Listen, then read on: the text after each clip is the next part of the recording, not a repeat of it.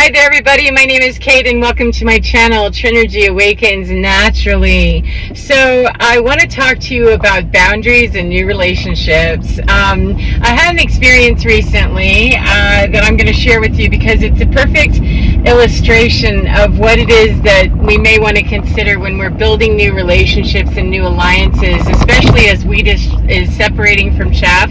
We want to make sure that as we're separating from toxic relationships and starting to get into new ones, that we're not accidentally slipping back into old patterns and old bullshit. So let's talk about that. I was out hiking recently and I came across somebody that we started chatting, and even though we were both far away from where we both live, we were in the same place, and we figured out that, hey, we both live in the same area, we should get together there in where we both live. And so we exchanged numbers, and no big deal. There wasn't any romantic interest in it as far as I was concerned, and as far as I could tell, there wasn't anything romantic about it. So it was just a hiking buddy, and I was cool with that. But what I noticed is that this person was, game on in the first conversation, texting and very responsive, etc. And this person had a lot going on in his world. He did. He expressed that. And I wasn't looking for any major commitment. I was just looking, hey, I'm off for the next week for vacation, and, thought you might want to go catch that other trail that we didn't hit, while we were such and such place. And, oh, yeah, I'd like to. And, where are you going? What are you doing? Expressed a lot of interest, etc. And then, excuse me, as soon as I kind of put my own first little boundary in and said, okay, I need to close out, I've got to, go to bed, I got things I got to do tomorrow, I didn't really hear anything more. It just kind of dipped out, and, which is fine. I don't have an expectation of people, so, if I take a number from someone and I see you again to hike, great, and if I don't, okay, I'm not stalking somebody, I'm not begging, I'm not pleading, I'm not raging, I'm not anything. I'm just assuming that, okay, I have no expectation of that. How could I possibly? I didn't even know you. Exchanging a number does not mean that we are ultra committed all of a sudden. That's a very slow and tedious process for me now. Since I used to jump into that shit badly, and got burned real badly, I don't have any expectations, especially in the first, little bit of getting to know someone. That's kind of an audition period for both of us, as far as I'm concerned, whether the other person is, in an exclusion criteria with themselves and me or not. I am, because I don't want to set things up badly.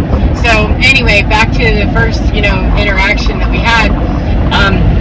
It just kind of cut off when I said, I gotta go, it's getting late, etc. It just dipped out and went quiet, and I worked for a couple of days and said, hey, I'm going to be off for the next week, did you want to get together, blah, blah, blah. And there was, a delayed response in answering, which again, I'm not noticing necessarily a pattern.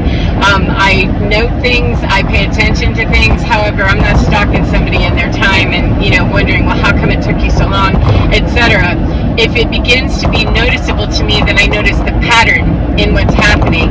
And so I took note, just cursory knowledge of, oh, okay, not super responsive right now, perhaps busy, etc. Without launching into 1,000 explanations or excuses or anything. I don't know this person. I have no idea why I'm not hearing back from them about, the tentative plan that we made for tomorrow. However, okay, duly noted. So what ended up happening, though, is I didn't hear anything that night, and it was a little late by the time I was able to answer him, and I thought, okay, maybe he's like me, maybe he plans stuff and things don't get planned and formed up by, dinner time for the day before, then, sorry, I'm on my original plan, I'm going to be doing that, maybe he's like that. I don't know. I just know that the next morning I got up and off I went, to where I had planned to go. I was on vacation for the holidays, and I had 3 or 4 different places I wanted to go hike, and some of them were a couple hours away, with a long hike intended, so I was going to be gone all day long, and I don't have time to sit around waiting for somebody.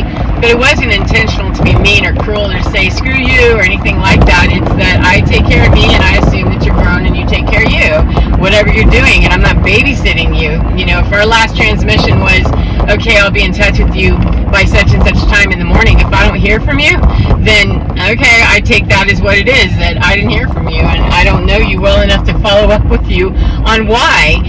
That's, we don't know each other, that I would be calling to see if you're okay. What am I going to do? I don't even know where you live, or I barely know your last name. Is it in your contact photo too? Etc. So anyway, I went and did my thing, and by that afternoon the tone had changed, and I noticed that. I'm like, I think I see a pattern setting up here, that the pattern had changed with texting while I was out mid-hike, and I didn't answer because I'm hiking, and my phone vibrated, and I went to go just turn it off and noticed it was from that person. Okay, well, it doesn't matter because I'm hiking and I'm hours away from home, and clearly we're not going to be doing what we had tentatively said we were going to do anyway. We're nowhere near that place, and it doesn't matter. I'm engaged otherwise in what I'm doing.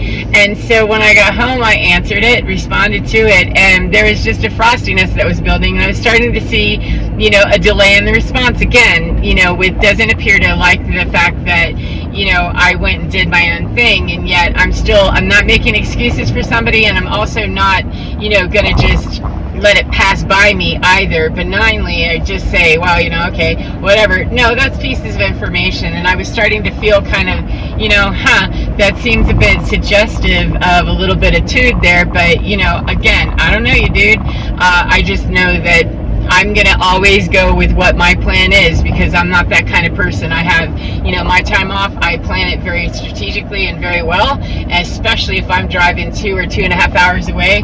I'm going to need to start my day earlier than when somebody else might roll into my world with whatever their halfway plan might be. And that was the next offering was, well, why don't we do this, such tentatively, such and such. The next tentative commitment that we made wasn't a commitment, it was a tentative, toss it around for a minute, and again, didn't hear from him. So we went through this cycle twice, and on the second time, I realized that, this is an opportunity. Anytime that we're seeing something loop back around, whether it's somebody who has similar interests into the spiritual thing and has a lot of knowledge in that area and into hiking and naturalist, etc., and a lot of really great conversation for the, one time that we did have conversation in person, it was really great. However, just because we're hitting all these, similarities and these things where we can meet, in a similar place of understanding, if there's foundationally poor communication, or there's sloppy standards for how this relationship would be set up, that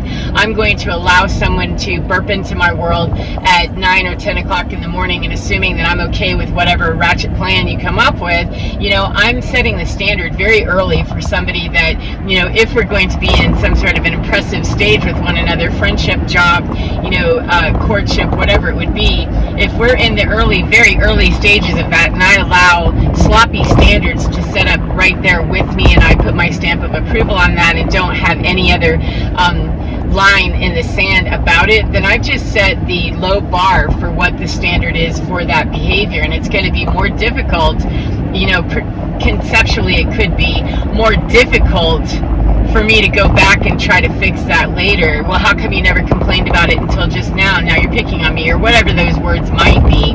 I don't know. I didn't give it much of an opportunity. I'm very kind with people. However, I'm very direct with people, that when I, got another, in the midst of a hike, I got another text, suggesting that I was nowhere near from home. I'm a couple hours from home, and you're asking about something in mid-morning, and I've been gone for hours, and I'm, on my 4th mile, where I am of hiking. And so, I didn't say all that to him, but I just said, I'm nowhere near home. I'm not going to be back in town until dinner time.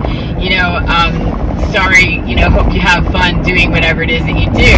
And I don't know if he finally picked up on the, the suggestion that, this woman is not around, mid-morning for me to flank in and, get with a plan that we never solidified, and that, if I wanted to, I would need to do something a little more committed than that with her. And he said, oh, I'm sorry if I held you back. And, I found that curious, and that's really funny that this person, if we're going to go deep, psychology with something, that's very amusing that this person would think that, you didn't hold me back, man. You're going to get your feelings hurt perhaps whenever I text you back and say, I didn't wait for you. You didn't hold me back. And that's my point, is that I have a plan on my days off. I very strategically plan them, and, that's just what I do. So thank you for the consideration. However, you didn't keep me from doing what my original plan was anyway. I always have something planned, and if I make something that supersedes it, another plan with someone else, then okay, and that comes through and I get a commitment with that,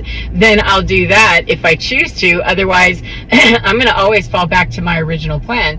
And ironically enough, I haven't heard from him since. And so apparently the standard that he was willing to engage in, even in a friendship, or hiking buddy, that we're not going to see each other every day. We don't, we're not friends like that. We aren't going to be, probably. We're just looking, we had verbalized the desire to go hit some parks together and, investigate some trails that were interesting in the area, etc., because we both have a lot of experience in that area. And, if we're already setting up a sloppy standard and this person's used to that, maybe he's used to just sliming into people's worlds and sliming out, oozing in, oozing out. And that's not me. If there's somebody else that's casual like that, that's great. However, accommodating somebody else's sloppy communication style, if that really bothers me, which it does, I like, a schedule. I don't like to waste my time when I'm off, that if I accommodate that or give room for that or want to be impressive or something in some, we're new friends, we're new something stage with people, then I'm giving them permission to set the standard for our relationship, that they're going to be okay with, you can just come in any old which way that you'd like to. I'm not a comfortable slipper. You don't even know me and come in, park, and get comfortable with whatever your sloppy is that you do, at your house. It's fine. However, that's not what I do at my house. And the fact that I've been frosted out and probably won't hear from him again, which is fine, amused me, because I could tell there was a bit of just testy response.